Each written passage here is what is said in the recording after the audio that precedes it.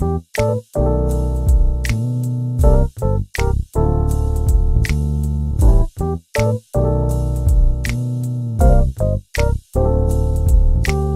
to the League of Women Voters of the Hamptons debate for the candidates running for the New York State Assembly and the New York State Senate on November 6th. I'm Susan Wilson, co-president of the League of Women Voters, and I'll be moderating this debate. Our debate will be in two parts. The first part will be the Assembly race, and running in that first district is Assemblyman Fred Thiele Jr. and Patrick O'Connor, who you see seated here in front of you. Second part of the debate will be between Senator Kenneth LaValle and Greg Fischer, both running also in the first district for the Senate seat. Now let's all stand and pledge allegiance to the flag, which is to the rear of the debate. I pledge allegiance to the flag of the United States of America and to the republic for which it stands, one nation, under God, indivisible, with liberty and justice for all. Okay. I'd like to invite anyone in the audience who is also here on the November 6th ballot to stand and introduce themselves if they would like to do that. No? Okay. Thank you all for coming. I'd like to thank the Hampton Bays Senior Center and CTV, who will be filming this debate, for numerous future broadcasts in its entirety. No other audio or visual recording is permitted. Our panel this evening asking questions will be Estelle Gelman, co-president of the League, and Judy Samuelson, League webmaster. The official timer is Ann Marshall, seated right in the front. She is also the Voter Services Co-Chair. Our vetters are Barbara McClancy, all the way at the table in the back, also co-chair of the Voter Services Committee, and League member Julie Burmeister. Now, just a quick word about the League. The League of Women Voters is a trusted, nonpartisan, national political organization. While we never endorse parties or candidates, we are directly involved in the many issues affecting our community. Foremost among our goals is to educate voters, stimulate voter interest, and encourage voter participation. We're respected for sponsoring fair and impartial candidate debates such as this one tonight, and for preparing and distributing educational materials on voting issues. Now let's go over the ground rules for the debate. As indicated earlier, Estelle Gelman and Judy Samuelson of the League will be asking the questions. No questions may be posed directly to the candidates by any member of the audience. If you have a question, please submit that question on one of the cards that is being distributed by a League member, and it will be turned over to the vetters. Please note that all questions must be answerable by both candidates and must not be of a personal nature. All questions will be reviewed by the vetters to avoid duplication and to ensure that they are issue-based and appropriate for this debate. We ask you to submit as many questions as you can. The idea behind the debate is to be able for you to get to know the candidates and to give them an opportunity to inform you, the voters, of their positions on important issues. We will use a traditional format for tonight's debate. The order of speaking has been determined by lot, and Mr. O'Connor will go first in this race. Each candidate will have 2 minutes for an opening statement. The candidate making the first opening statement will also be the first to respond to the first question. Each candidate will have 2 minutes to respond to each question. Each candidate will have 1 minute for a closing statement. Closing statements are done in the reverse order, so that means that the candidate making the second opening statement will make the first closing statement. And I'll keep that all straight. Sounds confusing, but it really isn't. Each candidate will be allowed 3 red card opportunities to speak out of turn as a rebuttal to a response from the other candidate. If time permits, each candidate may ask 1 question of their opponent. Here are the ground rules for the audience. We ask that you kindly withhold all applause and verbal reactions so that candidate responses can be heard by everyone and so that we can cover as many questions as possible. And at this time, please turn off all cell phones. Thank you. Now for the New York State Assembly debate. We've already introduced Mr. Fred Thiele, the incumbent, and Patrick O'Connor, and the first 2-minute opening statement will be made by Mr. O'Connor. Good evening, everybody. It's nice to be here in Hampton Bays, the place where I socialize the most out here. It is my belief that my opponent has fallen out of touch with the voters that are out there. There are voters and constituencies out there right now that feel that they've been underrepresented, that they've been neglected. Some feel that they've been thrown under the bus. If we go back, there's some people groups such as the Fishermen out in Montauk, Hampton Bays, and Springs. They don't feel that they've had a assemblyman that's had their back. There are people living on fixed incomes in various areas here in the Hamptons that feel that they've reached out to the Assembly office and never heard back from him. There's other subjects such as the opioid crisis, crime, that have had less of an impact from Mr. Thiele over the past few years. But the most important thing that I think is of interest is going to be the fact that it is just too expensive to live out here. And these are because of skewed tax structures, regulations, and various other mechanics up from Albany that make it too expensive to live out here. These are several things that have been helped in some regards by Mr. Thiele on various occasions, but they've also been caused by things that Mr. Thiele has voted for up. He seems to side with the New York City majority, and Governor Cuomo and Albany, and sometimes it's against our interests out here. I personally am a 30-year incumbent, a 30-year IT professional, and want to use those skills to help this area. Thank you. Mr. Thiele. Well, thank you very much. My name is Fred Thiele. I am the incumbent assemblyman. I've been your assemblyman since 1995. My district is the first assembly district. It includes not just the Hamptons, East Hampton and Southampton, but it also includes Shelter Island and southeastern Brookhaven. All the way from Eastport to the William Ford Parkway in Brookhaven. I'm the candidate of the Independence Party. I am an Independence Party member. The Democratic Party, the Working Families Party, the Women's Equality Party, and the Reform Party. And it's my independence that informs the way that I represent this district. It's how I approach my job as your assemblyman. I've been in Albany rejecting the politics of partisanship and division. My approach to this is partnerships, consensus, working across the political spectrum. I don't go to Albany to win debating points, but to get things done for the district and to get things done for Eastern Long Island. And that kind of bipartisan approach has been recognized by others in the state of New York. Just recently, the New York State League of Conservation Voters issued its scorecard. I got 100% from the League of Conservation Voters, but they also gave special recognition to both Senator LaValle and myself for bipartisan leadership, for working across party lines to get things done in the legislature that has benefited all New Yorkers. And it's that kind of bipartisanship that I think that works. Partnerships with my senator, partnerships with my local governments. I have 2 local governments that have Republican supervisors, 2 that have Democratic supervisors. I work with all of them to work with our civics. And that kind of bipartisanship, that kind of working across party lines and trying to reach consensus has gotten results. Whether it's been the Community Preservation Fund, Southampton Hospital, the revival of the college campus, water quality, commuter trains, we've gotten results for the first Assembly District. Thank you. Now let's begin the questions, and our first questioner will be Estelle. Yes.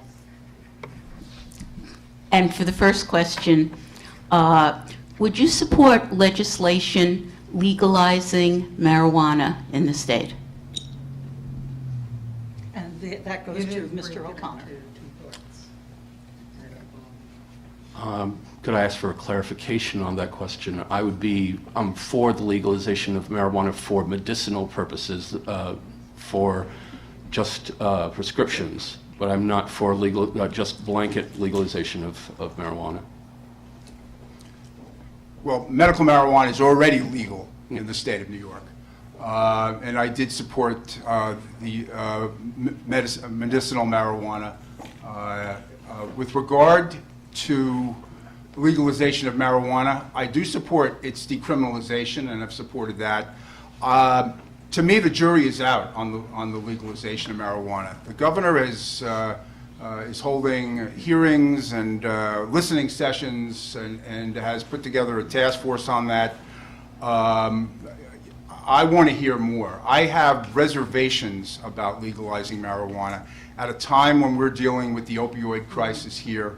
A lot of the groups that I deal with, including Kim Lobby, who is very well known in dealing with treatment of addictions and opioids and things of that nature, they have reservations because marijuana still is a gateway drug. So medical marijuana, yes.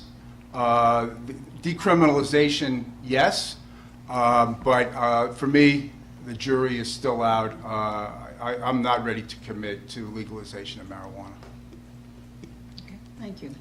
Okay. Judy? Do you support the Reproductive Health Act to ensure individuals may make personal and private reproductive health decisions with their physicians? Mr. Thiele, that question is for you. Yes, the Reproductive Health Act basically would update the law in the state of New York so it would reflect Roe versus Wade.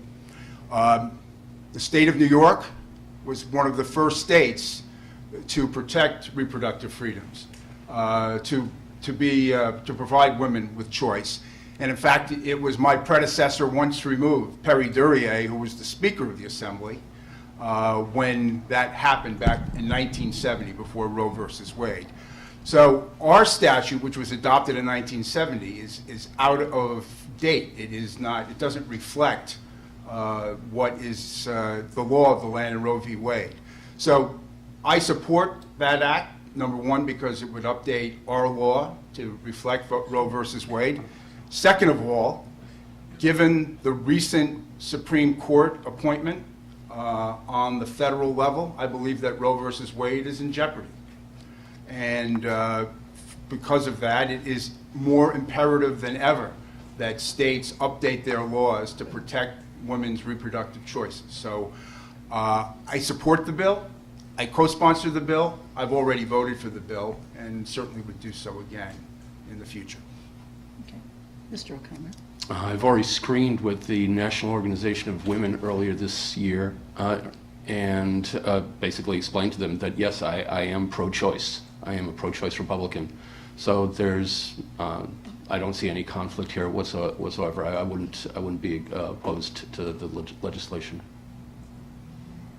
Okay. Next question, Estelle? Yes. Would you support legislation enabling self-administered medical aid in dying by terminally ill patients? Mr. O'Connor?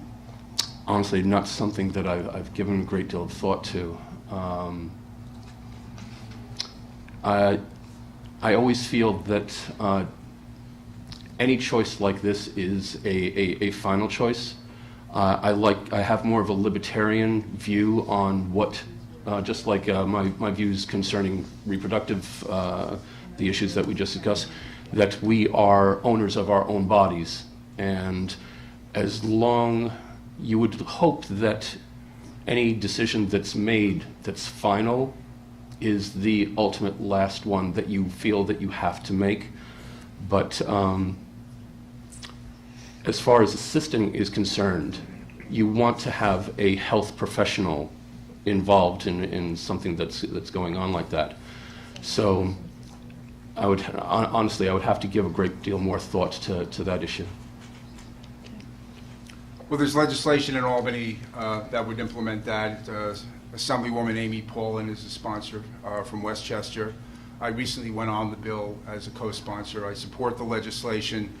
Other states have enacted similar laws, most notably the state of Oregon. And I think the important thing about legislation, if New York is going to move ahead with something like this, is that you have to have safeguards.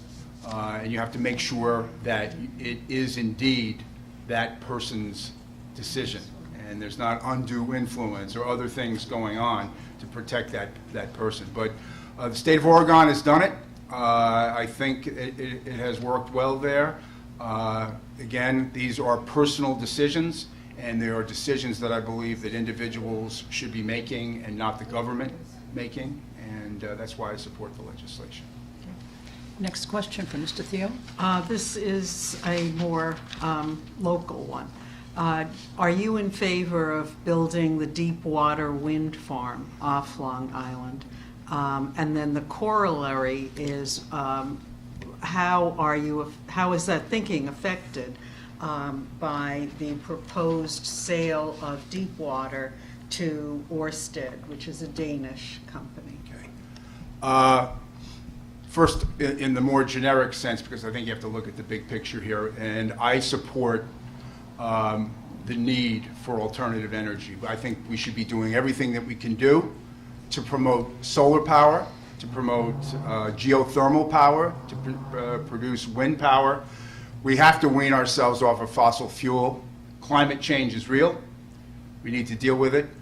And one of the ways to deal with that is to be producing as much alternative energy. And I want Long Island and our towns, Southampton and East Hampton, want to be energy independent in that regard. And they have been supportive of that. So generally speaking, I support offshore wind, solar, alternative energy, renewable energy. The issue of the deep water wind application, I supported that application going forward when it was before the town of East Hampton, because I wanted to see the next step, which is them making a full application. There will have to be an environmental impact statement. So that application process is just beginning. We're just starting to get all of the information with regard to deep water wind. And we do have to balance renewable energy with other stakeholders in the ocean, such as commercial fishermen. I think that more than one stakeholder can coexist in the ocean, but we have to make sure that there are no adverse impacts to the commercial fishing industry. So, I can't say I support it yet because I think the jury is still out. They've just made their application. As to the last part of your question, which deals with the recent sale of the company to a Danish company, that makes me less likely to want to support this project. I've gone through years on Long Island where, our current utility companies from New Jersey, used to be National Grid. They were from Great Britain. I would rather have an American company, a local company, rather than having to deal with a company that's from another country. Thank you. This is actually the subject that actually causes a lot of the fishermen out on the East End to feel that they were thrown under the bus, that they didn't have a strong enough voice in what was going on. The scientists that came out here to explain the situation and how they've progressed with putting this idea together, only 2 people showed up that were either running for office or representative. I was there at one of these meetings, and the one in Hampton Bays, not the one in Montauk, and to his credit, Councilman Tom Schiavone was also there. I confronted the scientists and basically said that there was no cost analysis on what the proposal was beyond the wattage that was going to be provided. They did not take into consideration the battery capacity of the units that offshore. They did not take into consideration the loss of power along the current of the lines going back into the mainland. They didn't take into consideration any of the sharing of the power in the grid and between those that are local and those that aren't.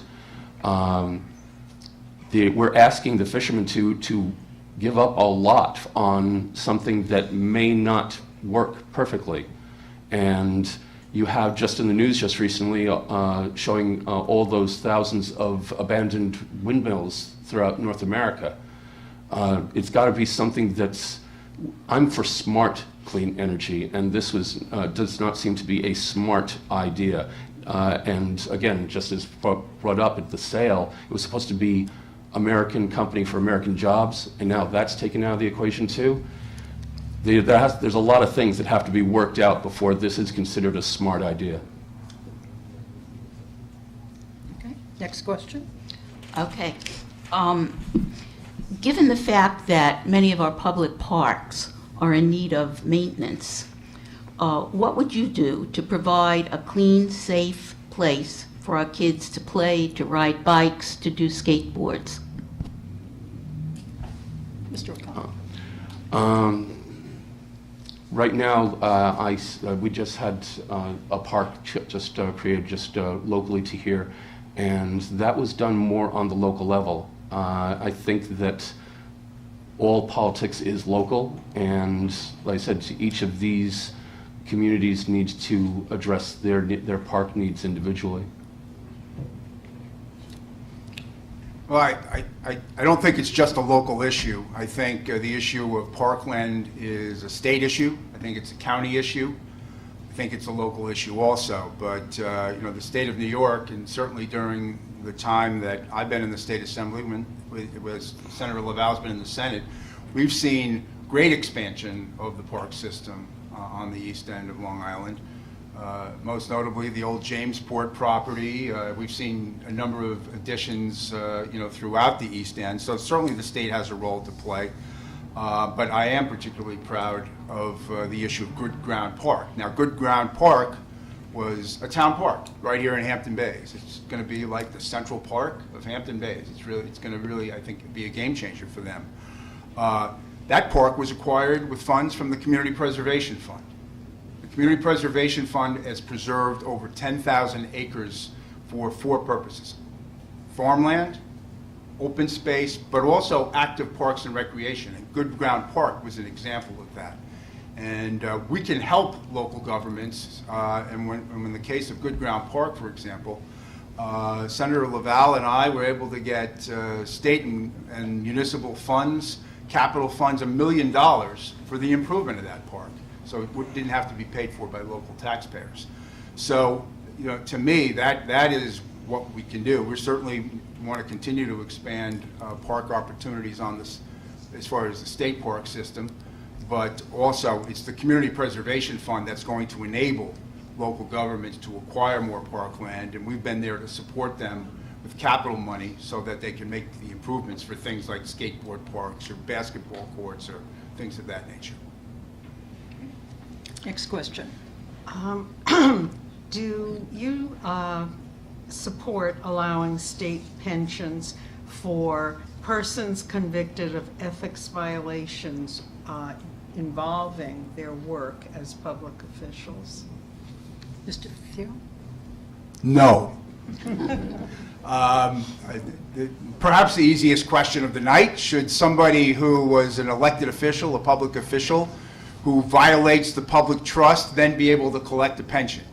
The answer is no. And we passed a constitutional amendment last year that limits the ability of convicted felons to be able to collect a public pension. There is no explanation or any way that anybody can support someone convicted of a crime related to their office then collecting a public pension. We seem to be in agreement on a lot of these questions so far. I agree. No. If someone has committed a crime at such a level that, their perks, their benefits are at risk, and then they should be reconsidered. Now, as to the legality of the perks and benefits that people have, I think that has to be ironed out and made sure that whatever is these people had, that they can't come back and bring it back to court to actually get those things back. So I think the legislation, the laws themselves have to be refined and made and fine-tuned so that there's no loophole in there. Next question. Do you support early voting? Mr. O'Connor. I support the rule of law, and if they change the laws currently so that it's done in a fair and equitable manner, that all the people's votes are counted properly, all the system that we rely on to have a good and fair vote is observed, then yes, I would abide by that. But right now, there's, again, lots of things need to be ironed out with something like that. Well, that's kind of what this job is to make laws. That's what you get to do, I all don't right? get to do it yet. So you get to determine whether that happens or not. I support early voting. No equivocation. I support early voting because we have some of the most arcane election laws in the state of New York, of any state in the union. We make it hard for people to vote. I had a phone call in my office today for somebody who just wanted to try to vote by absentee. You have to make up an excuse in this state to be able to vote by absentee. There should be early voting. Most states have early voting. A lot of states, voting is already underway. To provide, out from 6 in the morning to 9 o'clock for one day in the 21st century doesn't make sense anymore. It isn't that people, had to leave the farm on Sunday, go to church, and then take their wagon and go to the county seat to get there by Tuesday for their polling place, which is how Tuesday got to be election day. There should be early voting. We should make it easy for people to vote. In New York State, because of the laws that we have, turnout has declined and has continued to decline. We need to make it easier for people to vote. Early voting is one way of doing that.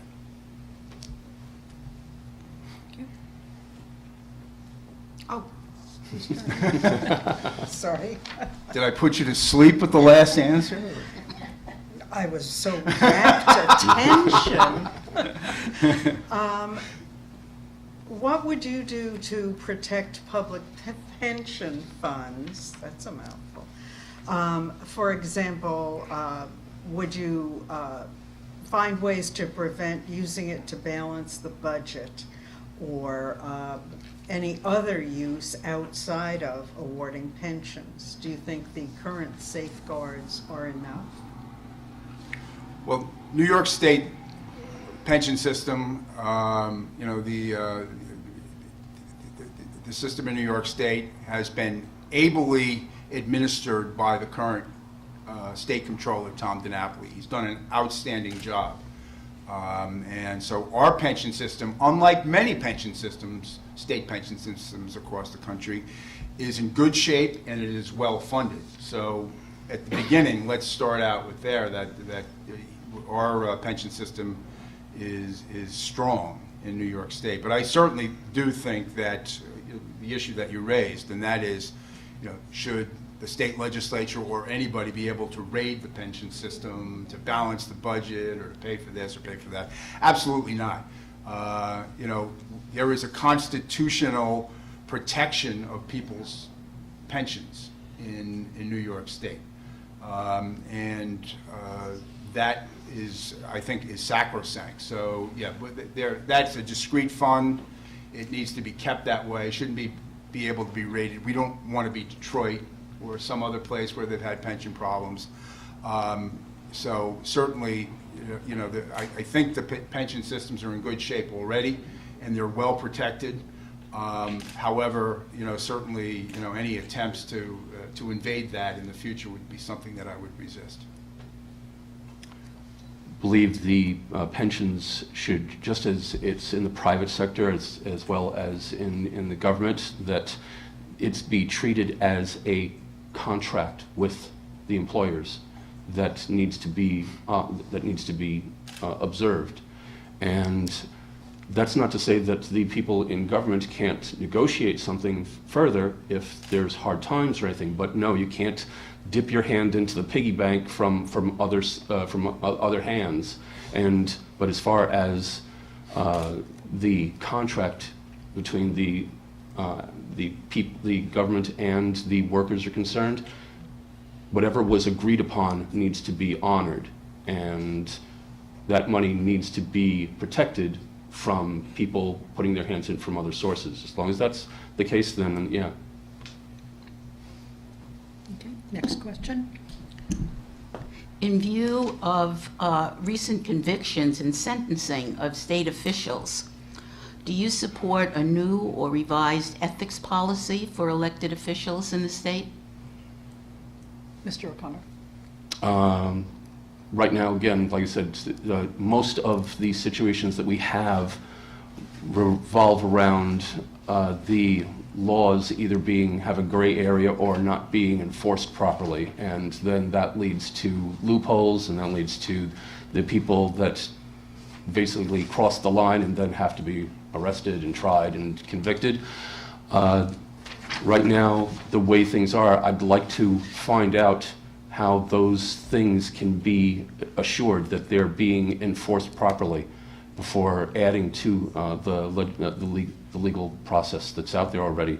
I'm for due process, I think, but right now we have convicted people that deserve to be convicted, and that's unless we see that there's some sort of lack that these people could have gotten away with it, or that there are people falling through the cracks and that should be arrested that aren't being arrested. I don't see a need to refine that until we see examples of it being mistreated. Mr. Thiele. Well, we found something we disagree on.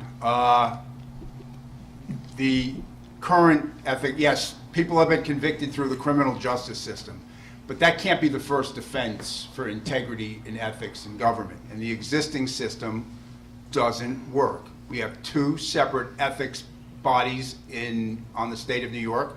One's called JCOPE, which deals with the executive branch, and then there's the Legislative Ethics Commission. So the executive branch oversees its ethics board, and the legislature oversees its ethics board.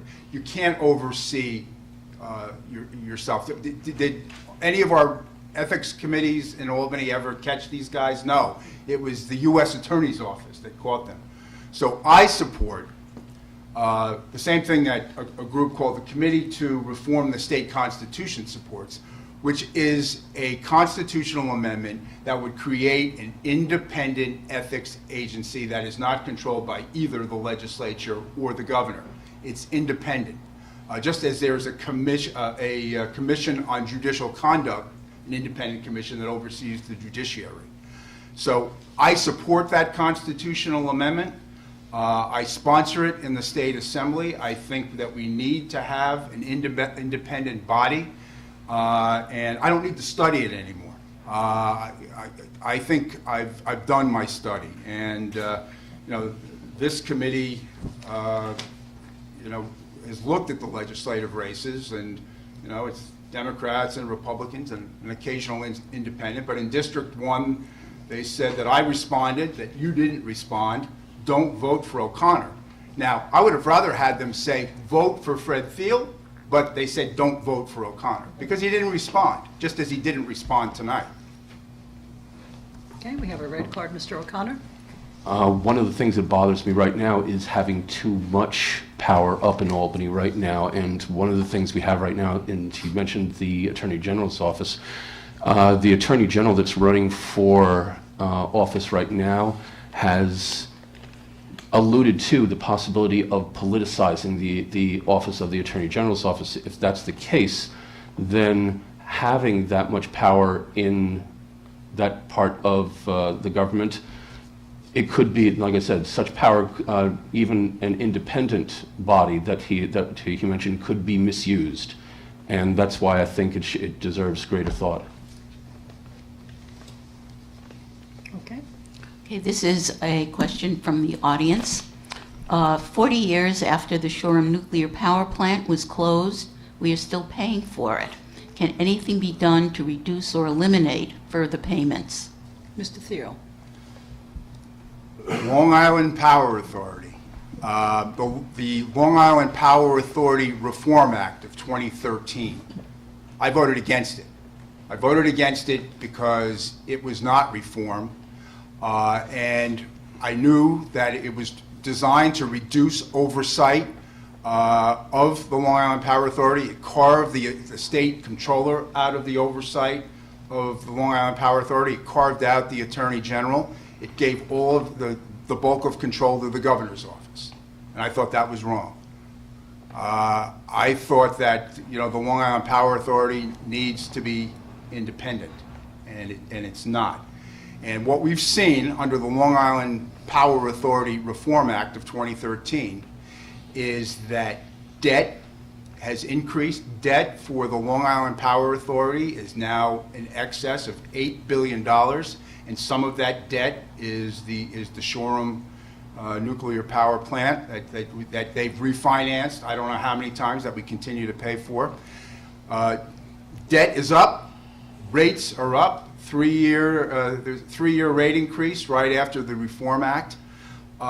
So, the answer to that question, I think, is we need more oversight over the Long Island Power Authority. Senator LaValle and I sponsor a bill that would return oversight over LIPA so they don't continue to increase the debt and increase the rates, but are ultimately responsible to the people of Long Island. So an elected LIPA board would be good, restoring oversight and so that the controller is looking at the contracts that LIPA has and that the Attorney General has oversight. Those would be a good start to putting some limits on the debt that LIPA continues to cover. Okay. Mr. O'Connor? There is one common thread in that body as well as the windmill farm. They're both in projects that were seem to be passions of a governor named Cuomo, one many years ago and one now. And I think we can learn from the Shoreham situation where we're paying off that if something happens adverse with the windmill, we might find ourselves in a similar situation that we have in Shoreham.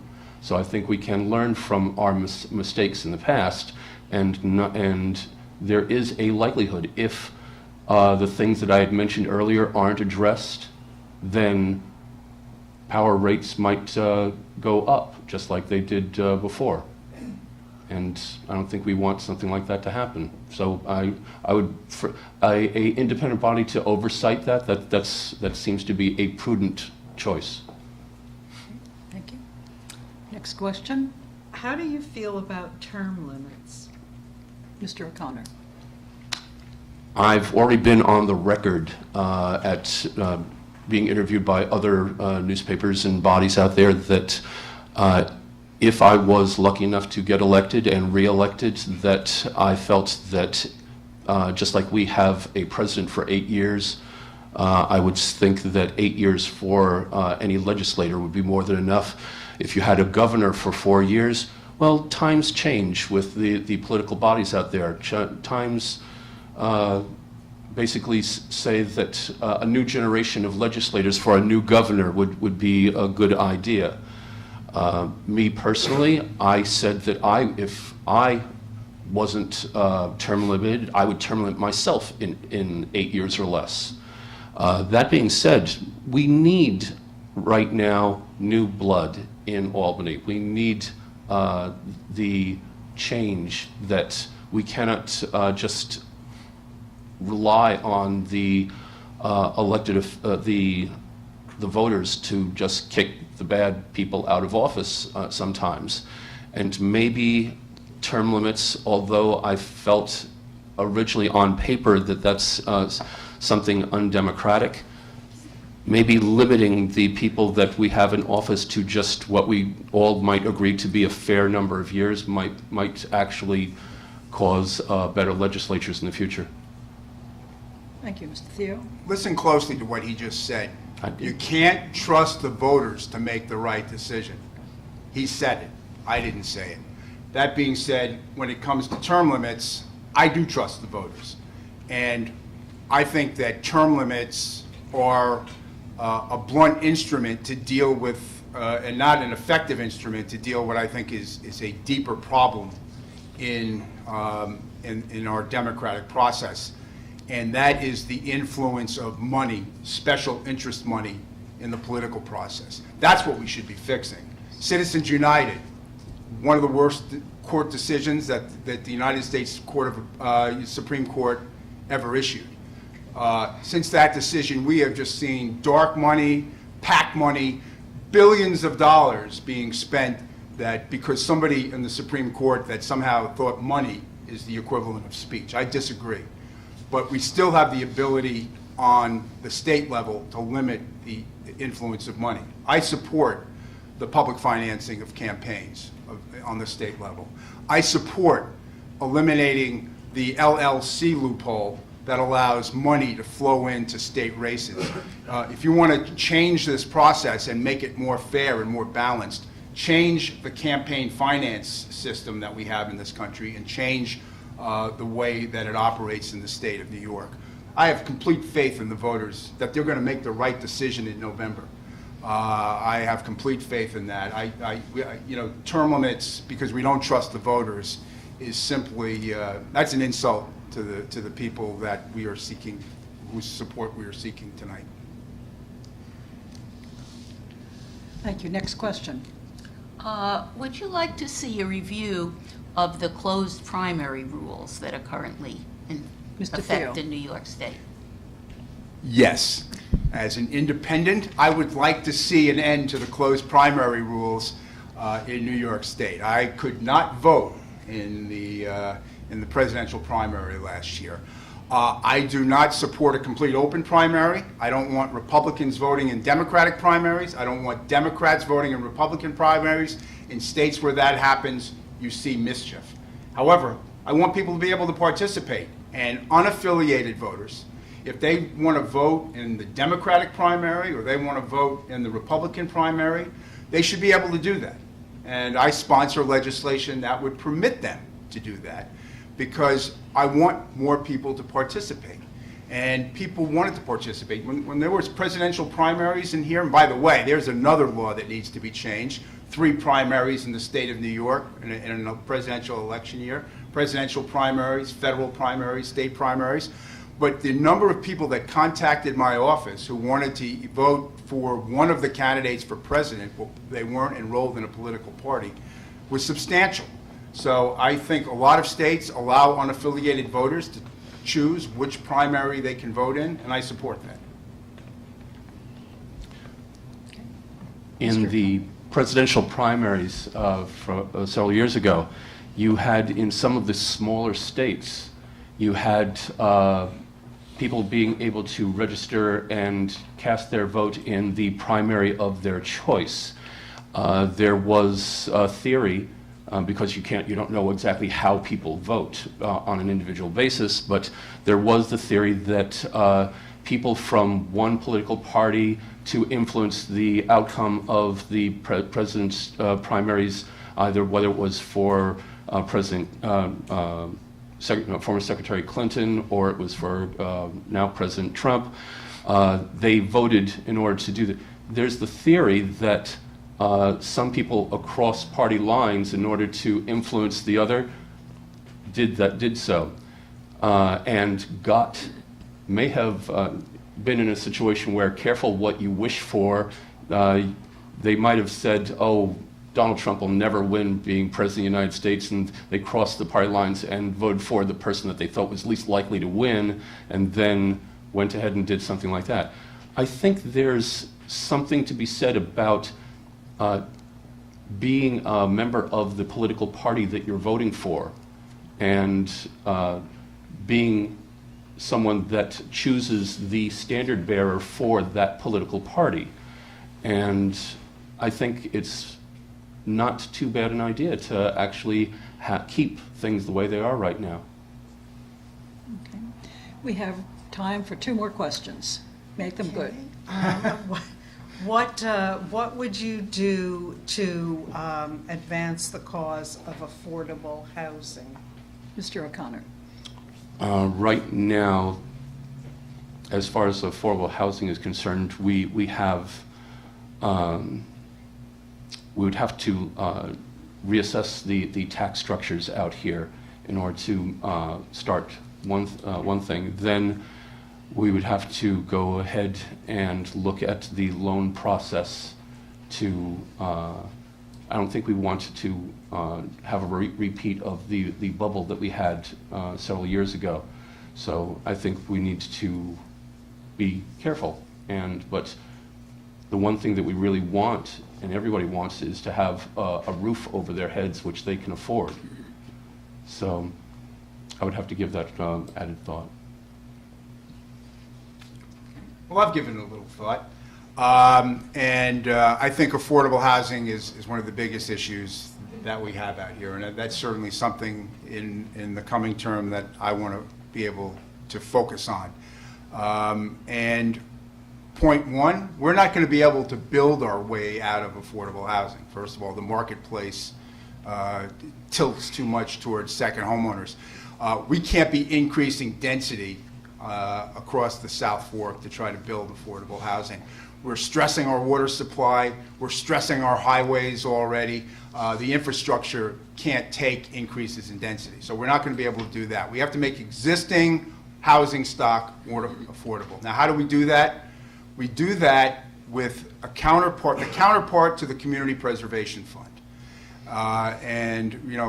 We're working on a proposal, the Senator and I, where in this last year, we've been meeting with builders and realtors and bankers and housing advocates and local governments about how best to do that. How should that be structured? And simply stated, it would be add an extra 0.5% onto the 2% real estate transfer tax, devote it to affordable housing to provide assistance to first-time home buyers and people that want to, who can't afford a house here, or maybe people that have moved away, who we want to attract back because they couldn't afford to live here. We need to make the existing housing stock more affordable. Again, just with like the Community Preservation Fund, if we're going to add that 0.5%, the ultimate decision needs to be made by the residents in the town through a referendum.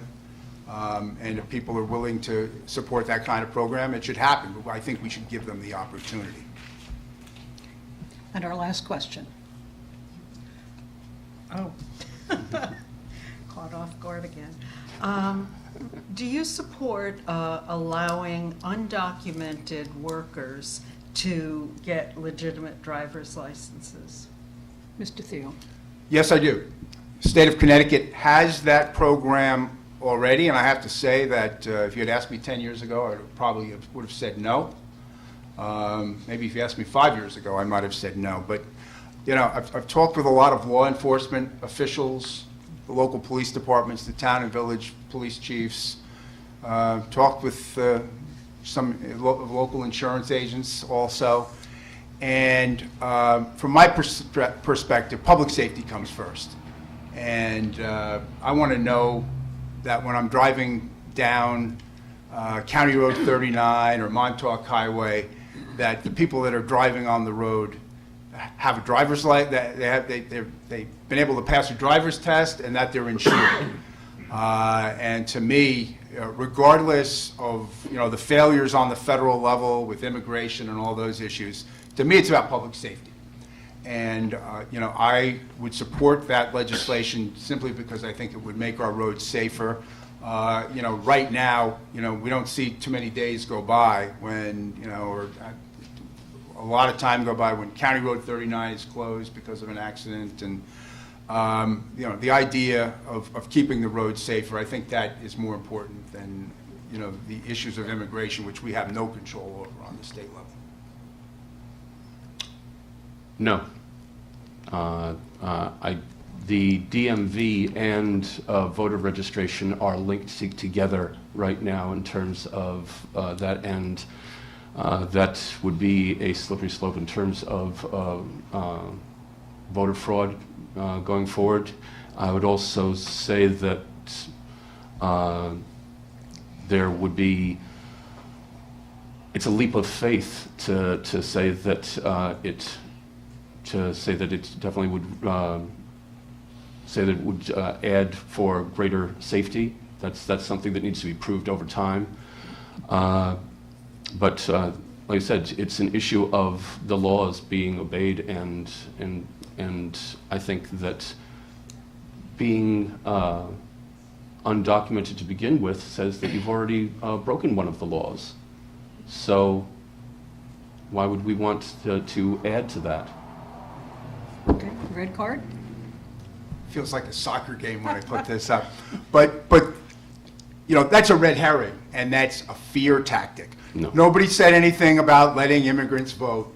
Never said that. There's no link between driver's licenses and the right to vote. You know, you can have a green card and have a driver's license. You don't have the right to vote. Don't interchange voting with public safety and a driver's license. They are completely unrelated. That's just trying to scare people. That's just playing to people's fear. And I hope you're better than that. I am. Okay, now we're ready for closing statements. Well, if they want to ask each other a question. Oh, yes, we have time. We do have time. If you would like to ask each other a question, please be my guest. I'm ready for closing statements. I'm good. Okay? And you will go first, Mr. Thiele. Well, thank you. First of all, thanks again to the League of Women Voters of the Hamptons for sponsoring this debate tonight. Thank you for the opportunity to present my views, my credentials, my record to the voters here in the 1st Assembly District. I've had the opportunity to talk about some of the things that have been accomplished during my tenure in office. I have, a lot of things that I feel need to be accomplished. Whether it's the next step at the Southampton College campus, we've revitalized that. We've got 600 students there. We want to get to 1,000. There's going to be a hospital built on that campus. Water quality. We're making steps towards water quality protection. Affordable housing, we heard that tonight. So those are the kinds of things, the environment, the economy, and the local needs of the people that live here year-round. Those are the things that I want to work on. We're getting near the end of the campaign. This is the last scheduled night of candidates' nights for Senator LaValle and I for the state legislature. So let me end this the way that I always end a debate and towards the end of the political campaign. And I always tell the story about Speaker of the House, Tip O'Neill. And the first time he ran for the House of Representatives, he won. The next day, he walks down the street, he sees his neighbor, an elderly lady who's used to rake her leaves, used to shovel her snow, run errands for her at the store. And he goes up to her and asks, well, did you vote for me yesterday? And he's all excited. And she says, no, Thomas, I didn't vote for you. And he's really shocked. He's taken aback. And he said, well, why didn't you vote for me? He says, well, because you never asked. So that's a mistake I never make. No matter how many times or how many years you run for office, no matter how good your record is, how hard you're working, you need to ask the voters. And tonight, again, I ask you for your support for the work that I've done in the New York State Assembly, and I ask for your support on November 6th to return me as your state assemblyman. Thank you. Mr. O'Connor. The cost of living out here on Long Island is artificially high, too high. We are sending our young and we are sending our workforce that's out here, that anybody who feels that they can afford to uproot and leave, they are leaving in droves. And it's something that needs to be halted to see what we can do to make it less so. The reasoning behind some of the reasons behind the artificially high cost of living are skewed tax structures, unfunded mandates, overregulation. These are things that all need to be addressed, because we don't have, one thing that we haven't had from Mr. Thiele is he's done a lot for our constituencies out here. He's helped people out, but he's never addressed the root cause. The financial policy needs to be addressed. I'm a IT professional of over 30 years of experience. I have that logistical background and technical background that can actually find solutions to the problems. And that's what I want to do up in Albany. I want to find out how to stem the tide of people leaving this area. And the reason why they want to leave this area is it's because it's too damn expensive to live out here right now. And one thing leads to another in all these communities. You have, because of the exodus from some neighborhoods, you have other problems that lead to that afterwards. And I think that with my technical background, I have the skills that can actually team up with other legislators up in Albany and find a practical, cost-effective solution to these things, which is the staple of my entire career, my entire life. So I hope that I can actually depend upon the votes of the people out here as well. Thank you, gentlemen.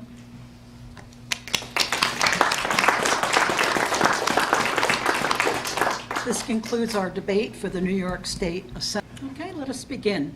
This is the New York State Senate debate, and I'd like to introduce the candidates running for the New York State Senate in the 1st District, incumbent Kenneth LaValle and Greg Fischer. It's been decided by a coin toss that Mr. Fischer will make the first opening statement. 2 minutes, sir. Thank you. And thank you to the League, and thank you to the audience for coming, and for the SCTV viewers out there, thank you for watching. My name is Greg Fischer, and as you may know, the district runs from Coram all the way east, and it runs north-south about 13 miles. So if you do all the math and you can swim, you got about 1,000 square miles to consider in this district. A lot of very varied interests in the district. The areas in East Hampton, of course, have vastly different priorities than the areas of Brookhaven. So I've been around the district a lot, considering what people need, and also considering the role of a senator as a state actor. And that's a very important dimension to this job. A lot of the things we're facing stress with are caused because we have a problem statewide, and that problem is the economy. So what I have as a theme for this election cycle is it's the economy, and we really need a turnaround. One of the problems we have is upstate is where we're losing a lot of population. We've lost about 1 million people in 8 years.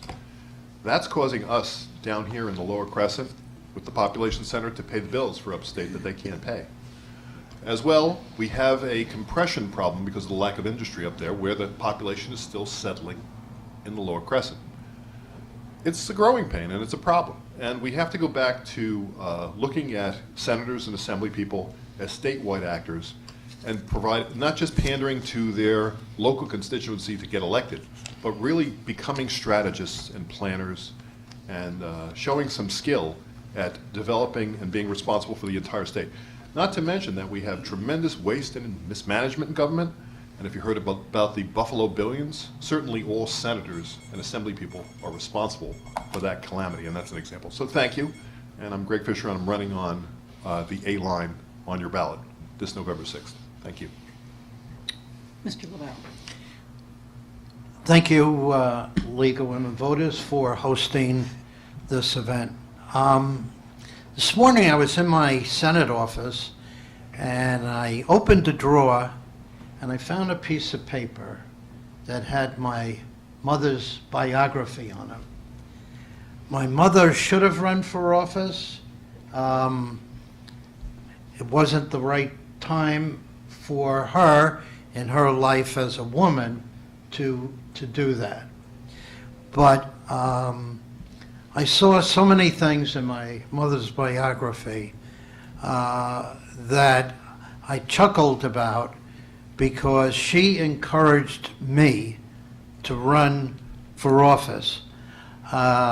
I laughed. I said, she lived through me and the things that I did, and wasn't shy about telling me that I may have voted wrongly on one bill, or hooray, you did a good job in speaking out on this issue, and so forth.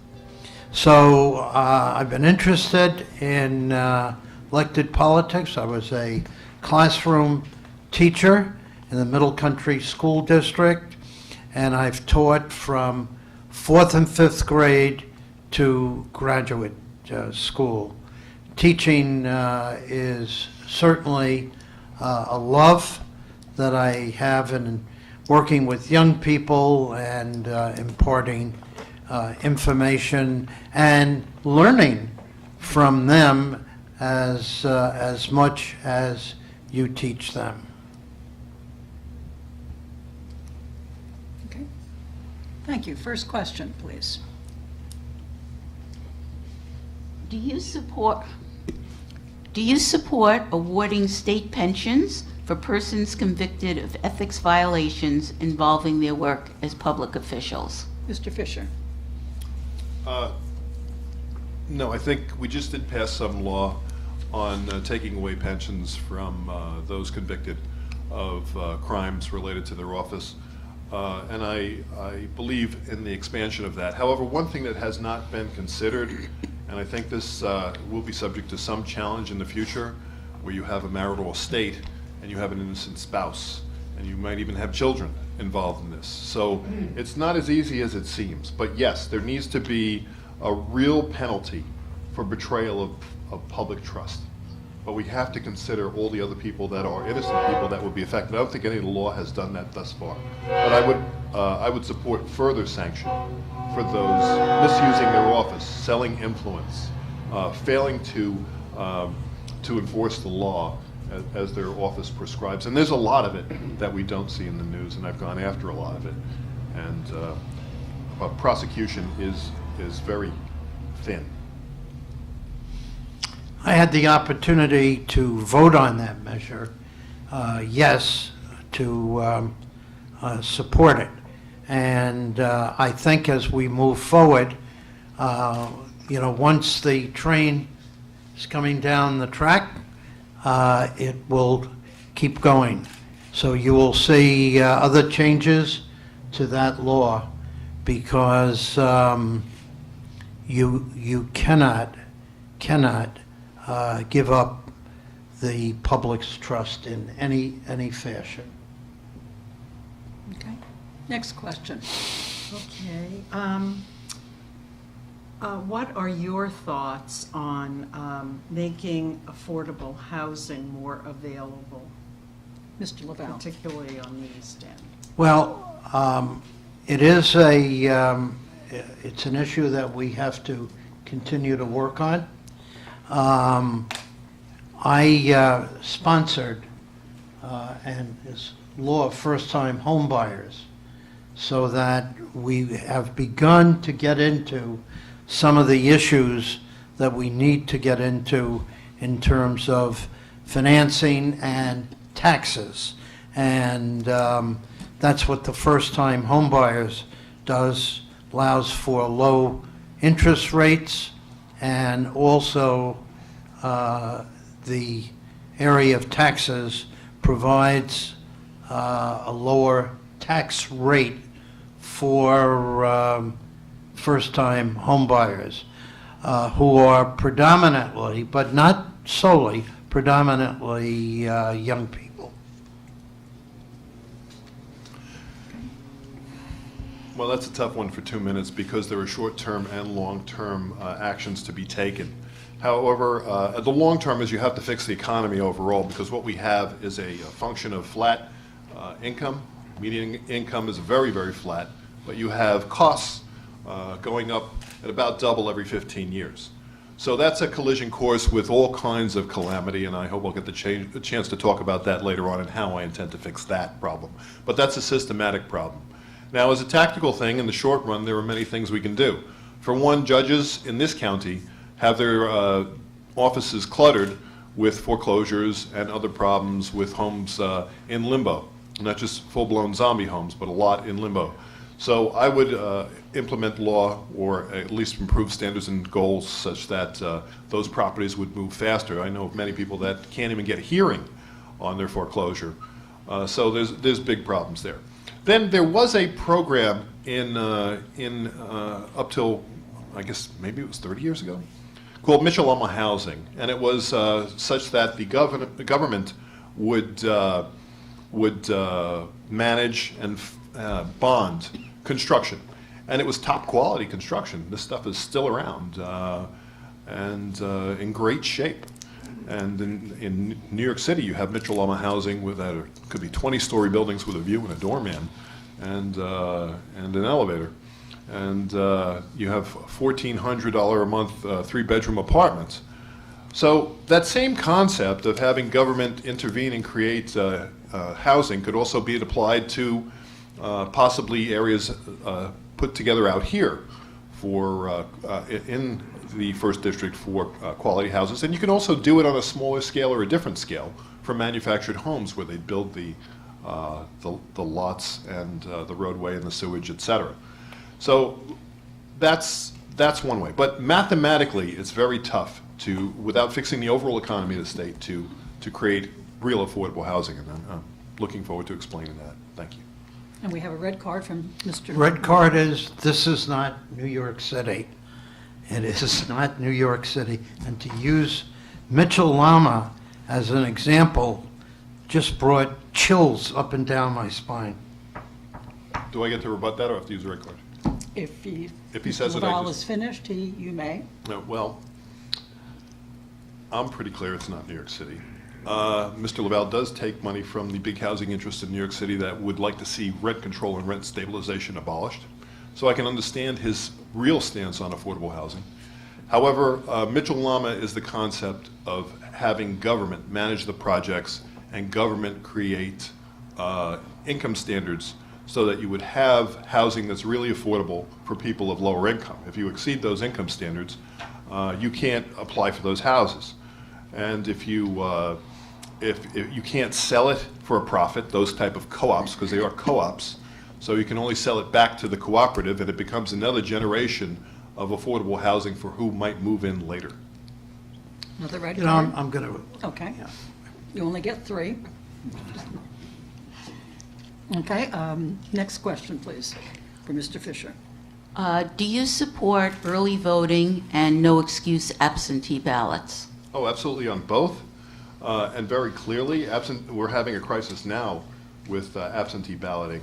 I believe it should be not just no excuse, but it should be electronically applied for. It seems an unnecessary technicality. Early voting as well, plus I proposed a system for online voting, where facial recognition is very well developed now, and everybody who has a Facebook account knows that it does facial recognition. So in addition to what might be your sign-on, your password, and your user ID, the facial recognition would provide a third check, which would be absolutely impervious to a fraud of sign-on.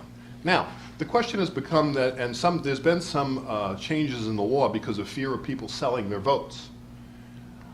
2 things there. One is, I would of course have a receipt system sent back to the person who's casting that vote, that their vote's been cast, and maybe even we would allow saying who they voted for. But of course, selling your vote is a crime, so we'd have to have enforcement of that.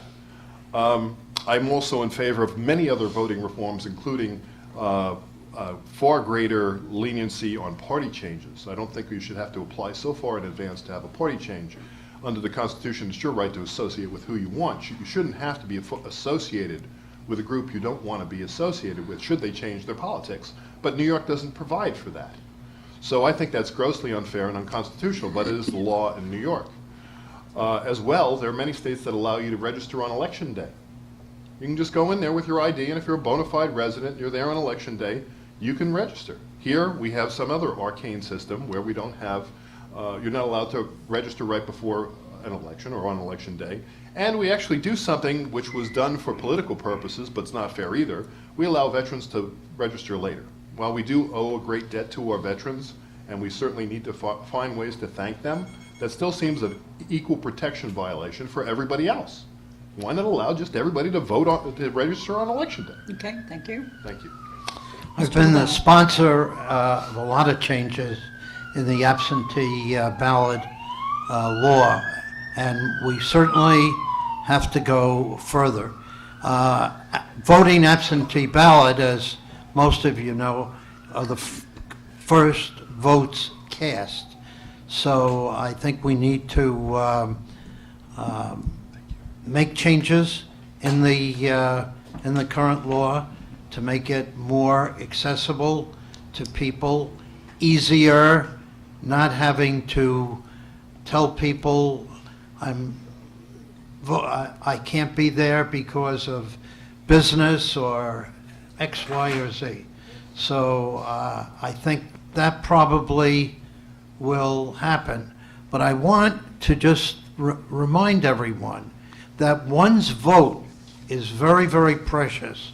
And while anyone certainly here or watching this are honest people and work within the system, there are a lot of people who do the devil's work. So we always have to be very careful while we're opening up the process. We have to be careful of proper safeguards.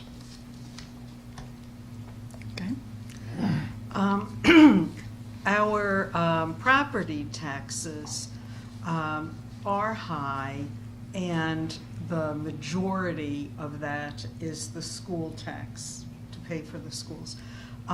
There appears to be a disparity among the resources of these little local schools, and only the state has the power to address school consolidation, my understanding. So what is your position on that? Mr. LaValle.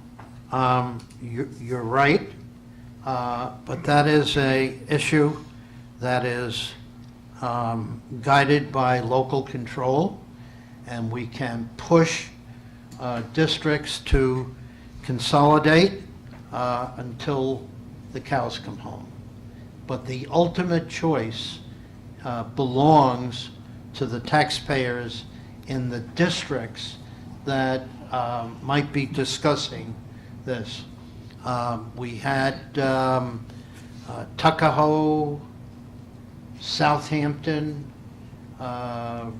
involved in these discussions. But ultimately, I believe, and myself, and I was very much involved in trying to get the parties in Southampton to have a discussion, but ultimately the decision belongs to the individuals in the district, taxpayers in the district. Mr. Fischer. Compound question, I'll try and answer both parts. Okay, so yes, the taxes are ridiculous, and also 52% of the New York State budget is education. That's not including the school taxes you pay and your property taxes. So we spend a tremendous amount of money in this state for education. In terms of, and just to back up a second, Mr. LaValle actually controls a huge part of the New York State budget. He is chairperson of higher ed, or has influence, I should say. So that 33% of the New York State budget is with his influence, and he's a senior member of K through 12, and that's 19% plus the property taxes. So any reforms and pains, we know where to send our questions at this moment. Hopefully that will not persist, because after 42 years in office, Mr. LaValle has only made the problem worse. So we have a problem in education, which is, as the biggest single line item plus school taxes, we do not have an inspector general in the Department of Education. Now, recently in one of our debates and candidates events, Mr. LaValle said he would favor the possibility of an inspector general in the Department of Education, but much smaller departments don't have an inspector general. So, if it takes 42 years to actually have that insight that we need an inspector general, and we have huge publicized waste and fraud and mismanagement only left to the Attorney General to address. And the Attorney General's first obligation is, of course, defend the state. So they have to defend the bureaucracy that has enabled the fraud, waste, and mismanagement first, before they can actually prosecute the mismanagement. It needs its own, and fraud and waste. So we have the Buffalo Billions, which is spread to such a cancerous level that if you do the math, and if you consider how many graduates we get out of places like State University of Buffalo, it comes to $805,000 per graduate if you take the line item plus the endowment over 6 years for 75% graduation. You do all the numbers, you get crazy things. Plus we have lots of waste and mismanagement in K through 12. It's in litigation in Southern District. It's out of control. Thank you. Red card from Mr. LaValle. My head is spinning, as I'm sure those of you listening. We started, I'm chairman of higher education. I'm supposed to, as chairman of higher education, be jumping in to the elementary education part. Yes, I am on the K-12 committee as a member of that committee. Our state is local control. We elect a school board, and the school board runs the district along with a superintendent of schools. And you know that because you tried running for the local school board to effectuate changes you thought were proper for that particular district. So, you know, there are a lot of players involved in this. There's the Commissioner of Education, members of the Board of Regents, the legislature, the governor, and so forth. And when I've been listening to you, you're like a one-man band thinking, you know, I don't think you realize you go here, you go there, you're running around. I think you need to focus. I mean, I don't want to sound like your parent, but you need to focus on one piece and try and effectuate a change on that piece. So I think your motivations were right in running for the school board to change things in a district, but I don't want to sound like the parent, so. Right, next question. Well, I have a response to that, right? If you Sure. would like to use your card. Well, you could certainly learn a lot from a 42-year senior senator, the most senior senator in the state of New York. And yes, we do have local control with school boards. We have the opportunity for permissive referendums to combine school districts, which is not well publicized and people don't know that. We have a problem in some of the school boards in terms of conflict of interest. For example, there are BOCES people now on school boards. While BOCES is the biggest contractor to any school district, one of the questionnaires that went out recently from the teachers associations was, do you support BOCES spending to be removed from the tax cap? Now, if you do that, you have no more tax cap, because you can run anything through BOCES. You can run any of the salaries through, you can run any of the utilities through, you can run any construction through. So that's a problem in terms of capping this. The issue we have here, also with school boards in conflict, is 96% of school boards positions are filled by the constituency of the teachers' unions. 96% of those people were recommended by the teachers' unions. So that involvement causes a skewing of the result. So we have many, many little holes in this great ship, this great expenditure for education, for K through 12 education. And none of it dealt with by our senior senator in 42 years. Okay, next question. Are From you Mr. in Fischer. Are you in favor of giving voting rights to parolees? No. I realize that's just been passed, but no. Or the governor did that, but no. I think that everybody has to get their voting rights back in New York, they have to be complete with their obligation to society. Okay, and Mr. LaValle, you've already answered. Okay. Pardon me? I'm sorry. Did you answer that question? Yes. I'm sorry. Okay, out of order, so that's why Oh, I was I'm confused. sorry. Excuse Okay. me. All right, so now the next question will be yours, Mr. LaValle. Do you support the Deepwater Wind Farm off Long Island? You know, the longer I look at that, the more questions that I have. Certainly, I'm not thrilled about the discussion of having a foreign entity running that. But many years ago, I gave a speech at Stony Brook at an energy conference, and I talked about my concerns of where the windmills were being placed, whether they were being placed in a migratory area where there were birds. And someone just said to me, you know, Ken, if you go over there, when you look up, be careful that a bird doesn't come flying down at you, hit by the windmills. So I think we need, while that personally is important to me, there are other issues about how close to onshore, what about the rights of the fishermen, and so forth. So I think they've got a ways to go and answer a lot of questions.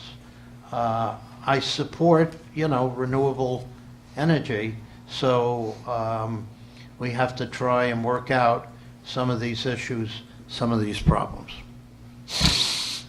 Well, Mr. LaValle and I both went to the same college, a very environmentally sensitive college called SUNY New Paltz. We took different paths after that, but we do have the same sensitivities to the environment. The problem with this project is it's a complete non-starter now that it's going to be owned by a foreign entity. There's very clear federal law, which is very rarely followed in this country, for no foreign ownership or control of what would be determined critical infrastructure. That includes all power. That includes the 80% of U.S. gas reserve now controlled by BP. There's huge problems with enforcing that federal law. It's making us weak as a nation. We need not empower that illegality in New York State. Besides the fact that the fishermen have a big problem with it, besides the fact that it's big consolidated power again, empowering LIPA, feeding that beast more, and it should be broken up. And besides the fact that it's not going to be seen to be of any cost effectiveness for us, besides the fact that we don't have rebates and tax credits, that they've been cut to the point where we need them and we should have distributed power. Small-scale distributed power is environmentally friendly and environmentally conscious, but more big projects, whether they're peaker plants or wind power, big wind, when you have, it makes no sense. Distributed power is much more ecologically friendly, and for now, all the ratepayers, distributed power is much more economically friendly. So we need to also relax the tower laws and fix the tower laws, because right now the law in most towns says you can't build a tower that could possibly hit your neighbor's fence. Well, the truth is, if you put a tree right next to the fence, eventually it's going to fall, but you can make towers now that would never fall, they're safe. Now, I can understand why you might need some waiver from your neighbors because they might have an aesthetic complaint, but certainly if we're thinking about green energy, there's a way to relax the tower law, and there's also smaller windmills that you can do now, and you know, we have to put back all these tax credits, all these rebates have to come back so people can free themselves from LIPA and these big projects. Okay. Next question? Even though the Shoreham nuclear power plant has been closed for 40 years, we're still paying for it. What do you think we could do to reduce or eliminate further payments? Mr. Fischer? Well, LIPA's completely out of control. I actually made an effort to enforce the original LIPA law. And the original LIPA law was that we would have elected trustees, but they never specified where you would collect the signatures for the petitions, or where they'd be submitted, or whether it would be Nassau or Suffolk or Albany, or whether it was councilmanic or anything else. And then, besides the original failures that they didn't help us have elected trustees, they didn't define the law well enough. Years later, and that was done legally with a local, with home rule. So every community approved the original LIPA law, so it had full effect of law. Later on, they went through public service law without any home rule whatsoever and took away our rights to have LIPA trustees elected, and they said they would be appointed. Now the thing has been run away throughout its whole life, and Shorham's just another symptom of that. So when I filed the suit, the debt was about a third less than it is now. But what was so interesting is not only did the state and Nassau and Suffolk send in teams of lawyers to oppose me, but that every legislator that had previously claimed to be the hero of that cause, including but not limited to Assemblyman Thiele and Senator LaValle, went completely silent on LIPA reform. We didn't get those cards in the mail anymore. And some of the legislators stopped calling me back because I said, look, you're actually a lawyer, why don't you come join the suit with me and do it? Where they pretended to be heroes of that cause. And I never got called back. So I'm quite shocked about how it's all been handled. It is still runaway. It's not being well controlled. It just gets worse and worse. So I encourage individuals to get off the grid as fast as possible, really, because it's not going to get any better. There's nothing in sight to make it better as long as legislators, even our local legislators in this area, forget about the legislators from New York City or from other parts of the state who have to vote on it, they don't care. But the legislators in our area don't even try anymore. Mr. LaValle? Are you an attorney? No. You just said you were, so. No, I didn't. I said I filed suits. Well, we have the tape. I think you did. That's why I wouldn't raise the question if I didn't hear that. No, I said I contacted we'll legislators look that at- were attorneys. We'll look at the tape. Shoreham is a $6 billion expenditure. They've played games with the expenditure where they have saved $6 billion, but it's not the Shoreham debt. I think we need to deal with that straightforward, and so that people have an understanding that we have made a decision and it's being fulfilled in the correct way. Okay. Next question. Do you support New York State making stronger the Reproductive Health Act to ensure individuals can make personal and private reproductive health care decisions with their physicians? Mr. LaValle? New York has had since 1973 a Roe v. Wade provision. We may have even preceded. It was 73 when that law was put in. And I do not support expanding that existing law. I think it's important that we do pass legislation to codify Roe v. Wade. I think it's critical, actually. I'm endorsed by the National Organization for Women and of Women, and this is a very, very important issue for people to have dominion and control over their own bodies. I know that Mr. LaValle in the past has instituted legislation to have funding taken away, public funding taken away from birth control. That was some time back, but of course, with the conservative shift of the U.S. Supreme Court, I do expect that many legislators who did have strong pro-life stance in the past and legislation in the past that was pro-life, that they will become radicalized again. So I can understand Mr. LaValle's denial and not think this is needed, and I can understand his opposite position now to the codification of Roe v. Wade. Certainly we have many, many legislative acts, many of them just to acknowledge a street or something, you know. So this is important legislation, and we shouldn't think that there's something saved by not going forward and doing Roe v. and codifying Roe v. Wade in New York State. This is very important legislation, and there would be many other things we can do without, other than this. We need this. Next question for Mr. Fischer. Do you support legalization of marijuana? No. Oh, well, let's break that up too. That's a multi-level question too. So I think you may or may not have meant recreational. Recreational, no. See, in my personal life, I'm a prohibitionist. Plus, I've terrorized my children.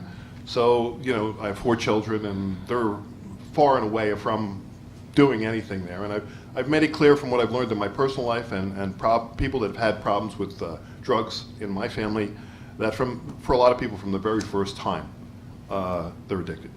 So, of course, I'm like, I don't drink, I don't smoke, I don't, you know, kind of a Boy Scout. But I don't support this. Plus, I'm proposing big plans for the state of New York, things that are could be viewed, some of them dangerous in terms of tunneling and new infrastructure, and I certainly don't want people high there. As well, the new studies on traffic accidents say they go up. Now, well, Colorado has some studies that say opiate use goes down. I don't think, since we're getting new information now, we need a lot more information. And ultimately, I would put that possibly to a referendum. I would not leave that to the legislature at all, the issue of recreational use. Now, on medical use, we have, but there are many areas of medical use that we still have yet to apply medical marijuana to, or it's marijuana derivatives. As well, I think what we need to do is really petition the federal government to take it off Schedule I, because now it's so clearly medicinal. There are medicinal uses, where Schedule I says it has absolutely no medicinal use, and that's just not accurate. And it creates a lot of cost and conflict. For example, we have these dispensaries, and they are a complete and utter waste. So what we have is a dispensary for medical marijuana that doesn't even get you high, but we have opiates that come out of pharmacies, and there's this whole separate infrastructure and bureaucracy for medical marijuana. It's hugely wasteful. It makes no sense at all. So I think there's a lot of cleanup we have to do with medical marijuana, as well as approve its other medical uses for right now. Can there be a one-word answer? Absolutely. No. Next question then, please. Would you support issuing driver's licenses to undocumented workers? Mr. LaValle? I probably not. I think I need to do some research in other states that may have this, take a look at it. I thought Mr. Thiele brought up a very good point in terms of ensuring that the state is behind every driver who is on the road. So I learned something from one of my colleagues tonight, sitting in the audience. Okay. This, next? Yes. Next. I get called on. This raises the issue of immigration. Of course, the most important things in immigration that we're concerned about are registration, taxation, and education. But when we get to this issue of licensing, we have to document in some way. I agree with Mr. Thiele's analysis that we need to make the roads safe, and we have to have accountability. I've personally been hit by people with Guatemalan driver's licenses, and the cops would say, you know, just, what are you going to do? I'll write summonses, we got a stack of them. They're not enforceable, we can't get enforcement. So there's a big problem there. But I don't want to make it look like the issuing of driver's licenses is enabling of the other problems we have with immigration. Because, of course, if we don't have some kind of registration and social security numbers, we create a whole cascading underground economy No Social Security numbers means no bank account. They get paid in cash, most likely. Then they pay their bills in cash, and then there's underreporting, and we have cascading, very damaging economic effects. So I don't want to make this look as an enabling process for an underground economy that is very, very dangerous to the New York State economy overall. And yes, we are losing lots of population in this state. It's filling in with undocumented workers. This is a cascading erosion of our tax base, a big problem. And for that reason, I need to see what safeguards we'll put in so that those people getting those licenses are registered, have Social Security numbers, are paying taxes on their income, and that we start to legitimize the income stream of what is hundreds and hundreds of thousands of people, even on Long Island. Next question. What would you do to protect pension funds from other uses? Mr. Fischer? Well, I wouldn't allow them to be pillaged at all. But the problem is that it's a common practice in New York State to pillage funds. So, for example, I did file papers in Riverhead Town where the town had pillaged the water authority, the highway department, the ambulance company, and everything to pay general fund expenses. So it's commonly done, and there's no accountability, and technically it's a crime. When they approved pillaging the water department, for example, since Riverhead is the water department is an overlapping board with the town board, both dispensing the monies and receiving the monies were two different crimes. So we have that, and Mr. Amper has pointed out to where various funds have been raided in this state. So raiding funds is a very, very common practice in New York State. So I think that I don't think it should be allowed at all. We have a problem with the pension funds anyway, that the emperor has no clothes. Now, while the comptroller says that it's fully funded, that's a term of art.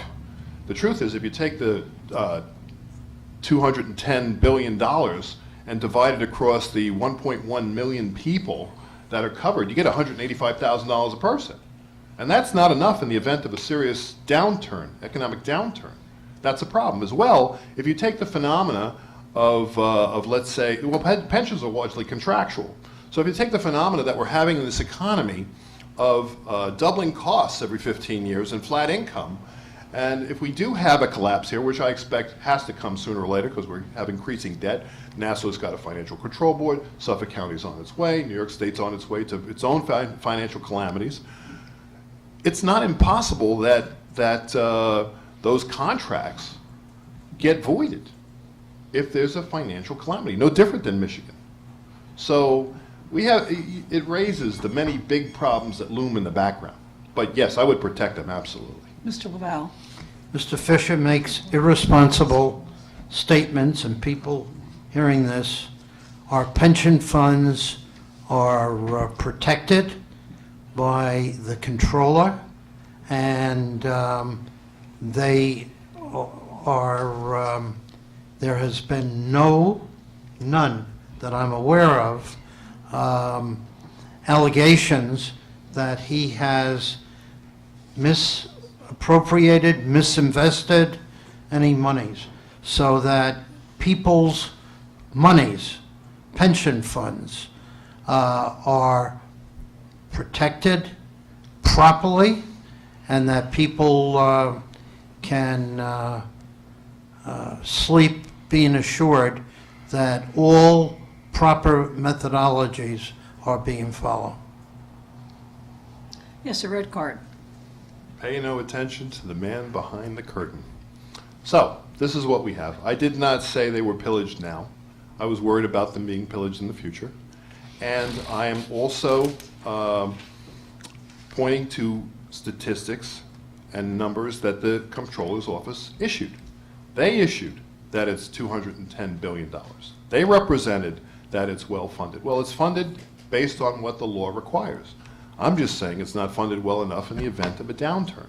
And I think the statistics, all the numbers, have us on the trail to a downturn.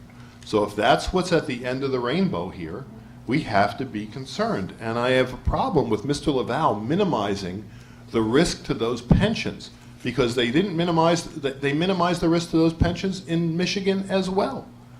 You have to have a tax base. You have to have income generation sufficient to go the long haul. Now, Tier 6 on the pensions doesn't have to pay in at all.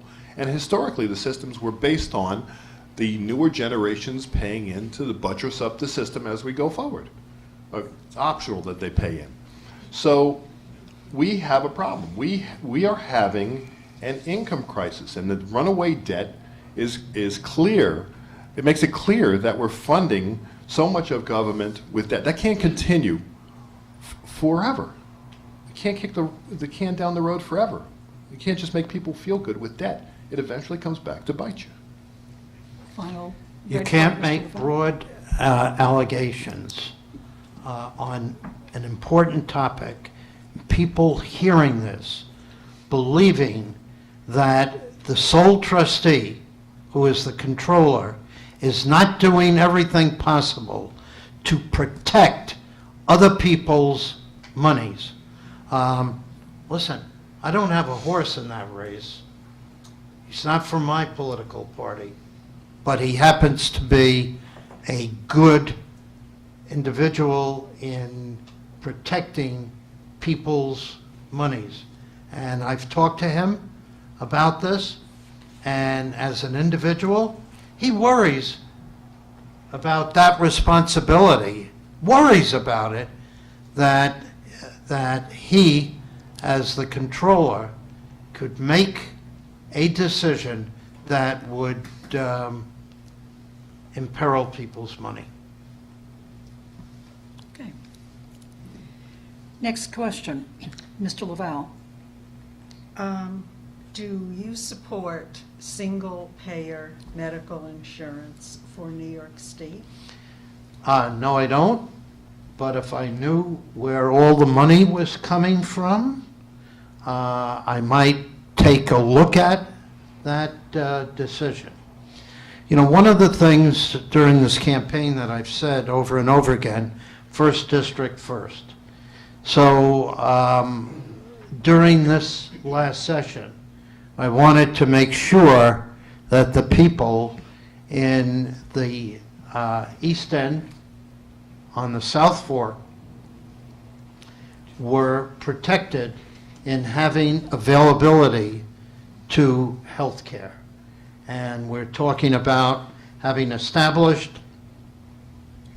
the campus at Southampton, and this session allowing for a hospital by Southampton to be established on that campus.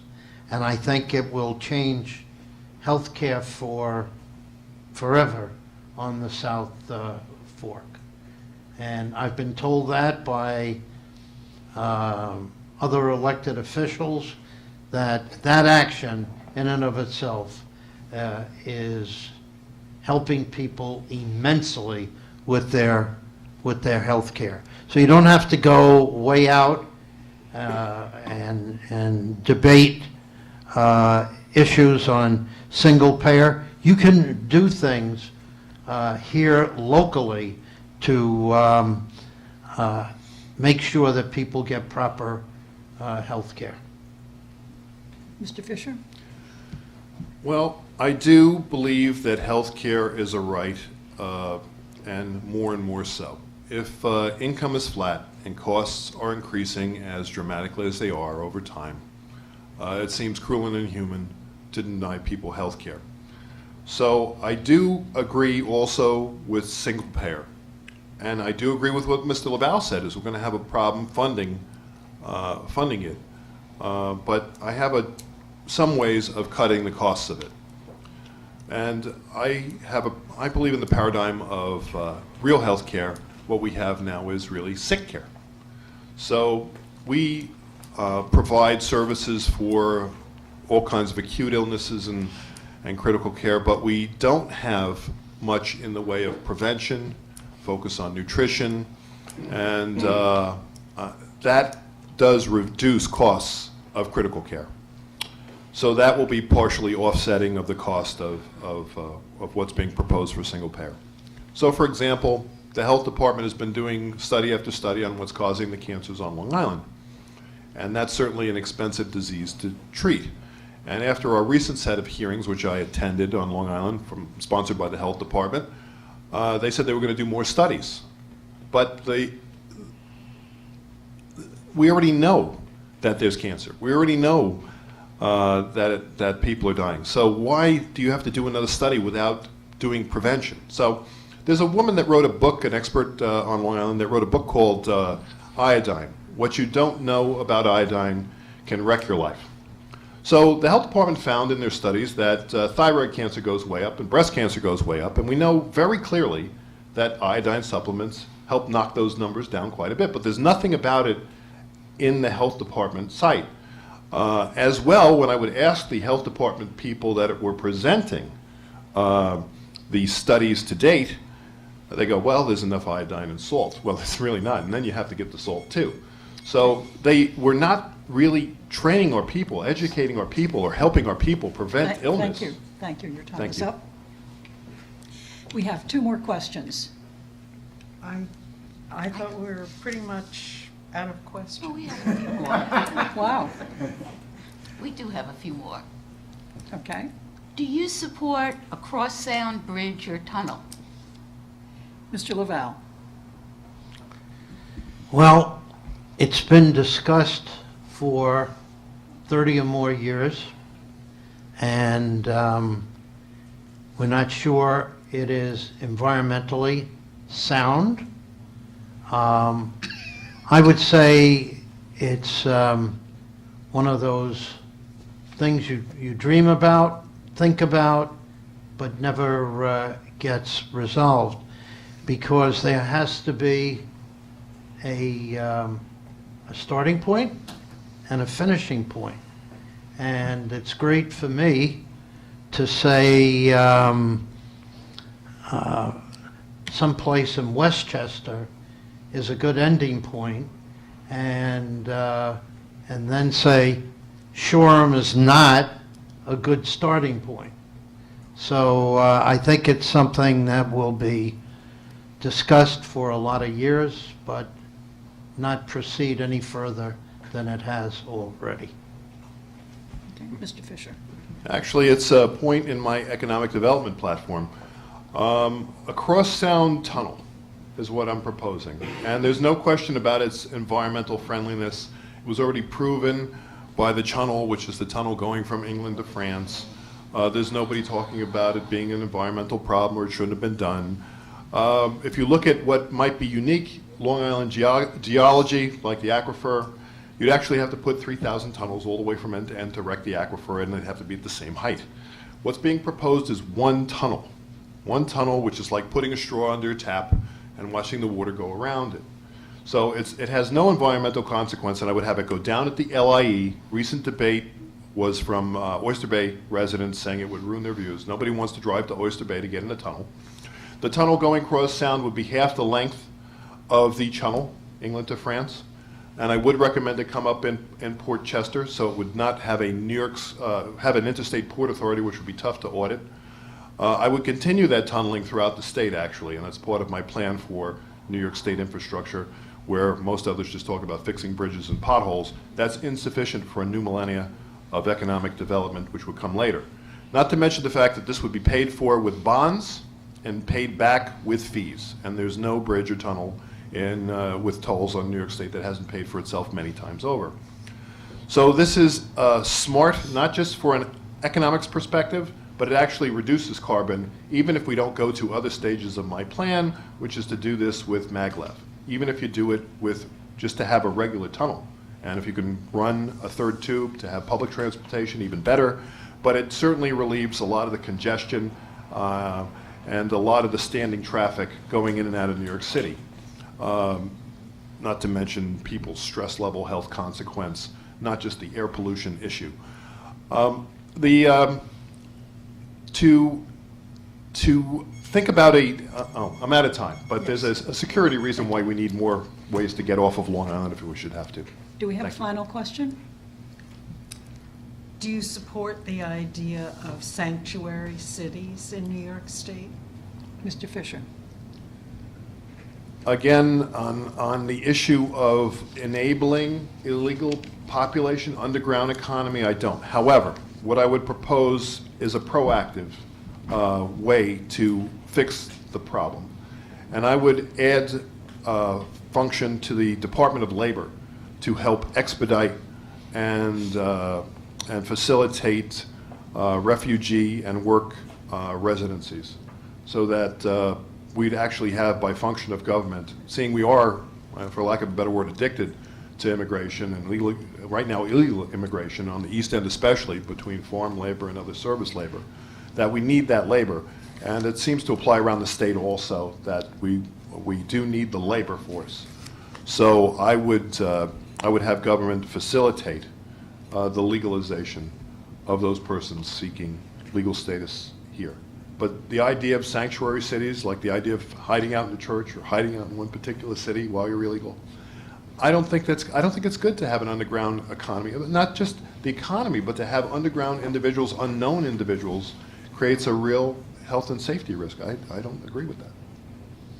Mr. LaValle? No to sanctuary cities.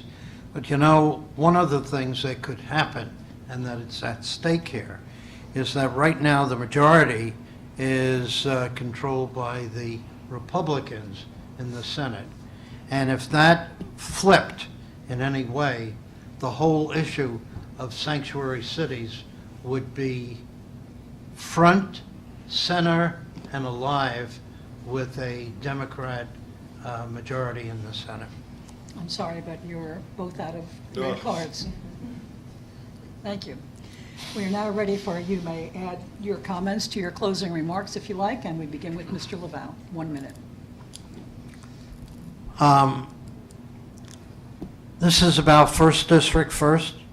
Real property taxes are critically important. We need to make sure that there is a cap on taxes, that we expand programs to give people relief from property taxes. One of the main bills that I have that has been filed already is a bill that would allow 70-year-olds to have their property taxes frozen. The state would pick up the difference in what we take off the tax rolls. The environment we need to protect with all our energy, and we need to, with our millennials, to make sure that they have opportunities, because we need our young people to remain here, work in our fire departments, ambulance districts, etc. Well, thank you again to the League for moderating and asking questions. And thank you to the audience, and thank you to the CTV viewers for being part of the process.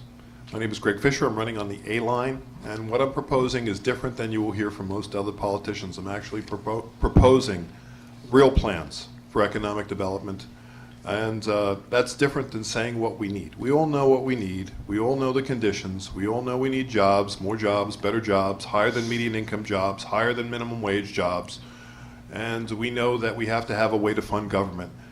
Money does not grow on trees. We all know that. And the people that are leaving the state, the 50 to 170,000 people a year, the 8 million over the last, the 1 million over the last 8 years, they know what's ahead if we don't have leaders that will actually affect change. That's critical. People that will actually have a vision and actually affect change to improve the quality of life on Long Island. Thank you very much for your time. Thank you.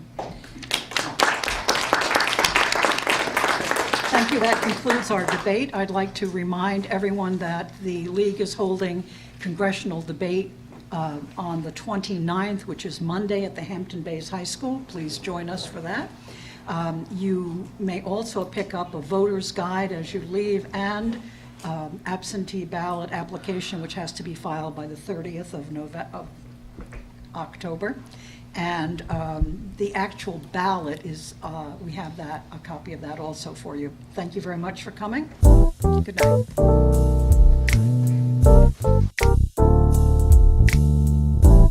you.